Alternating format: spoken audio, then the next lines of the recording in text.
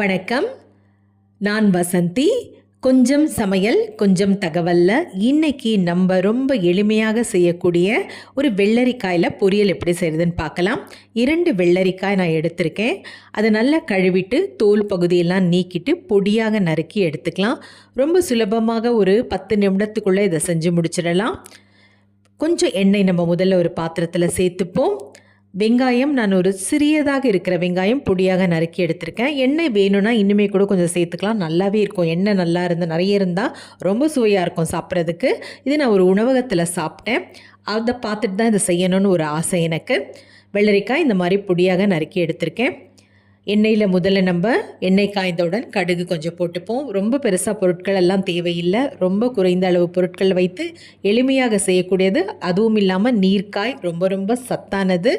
ரொம்ப நம்ம உடலுக்கு நம்மளுடைய தோல் நல்ல மினுமினுப்பாக இருக்கணும்னா நிறைய வெள்ளரிக்காய் நம்ம உணவில் நம்ம சேர்த்துக்கணும். கடுகு பொரிந்த பிறகு இந்த வெங்காயம் கருவேப்பிலை நம்ம சேர்த்துக்கலாம். மறக்காமல் என்னுடைய காணொளியை பதிவு பண்ணுங்கள். பக்கத்தில் இருக்க மணி மீது அழுத்துங்கள். வெங்காயம் கருவேப்பிலை கொஞ்சம் நேரம் வதங்கட்டும். மூடி போட்டு கொஞ்சம் மூடி வைப்போம். வெள்ளரிக்காய் எல்லாருக்குமே ரொம்ப பிடிக்கும். அதில் நிறைய நம்ம விதங்கள் செய்யலாம். வெள்ளரிக்காய் பச்சடி அவ்வளோ சுவையாக இருக்கும். அதில் ஒரு பொரியல் கூட அவ்வளோ நல்லா இருந்தது. அந்த வெள்ளரிக்காயை சேர்த்துப்போம். அதில் இருக்க தண்ணியே நமக்கு போகிறோம். இதற்கு தண்ணி அதெல்லாம் நம்ம எதுவும் சேர்க்க தேவையில்லை. அப்படி கலந்து விட்டுப்போம்.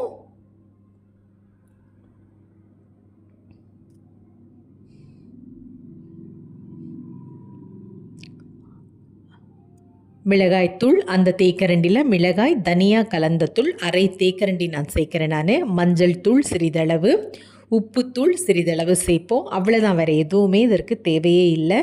ரொம்ப எளிமையாக செய்யக்கூடியது.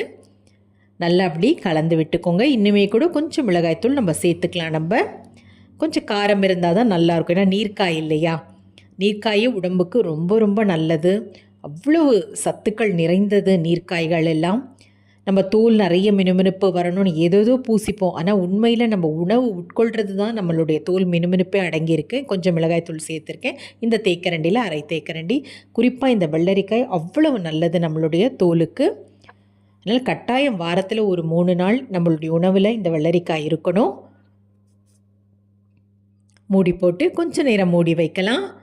பாருங்கள், அதுவே நல்லா தண்ணி விட்டுருக்கு.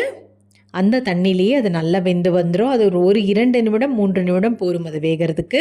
அந்த தண்ணியெல்லாம் சுண்டின பிறகு நம்ம அதை எடுத்துடுவோம். நல்லா 4 பக்கமும் நல்லா கலந்து விடுங்க. கலந்து விட்டு மூடி போட்டு இன்னுமே அந்த தண்ணியெல்லாம் சுண்டட்டும்.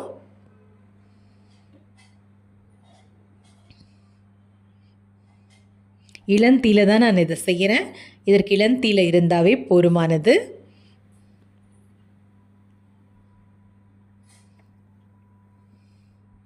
நல்லா வெந்து வந்தாச்சு. வெள்ளரிக்காய் பொரியல் செஞ்சு சாப்பிடுங்க. மீண்டும் சந்திப்போம். நன்றி, வணக்கம்.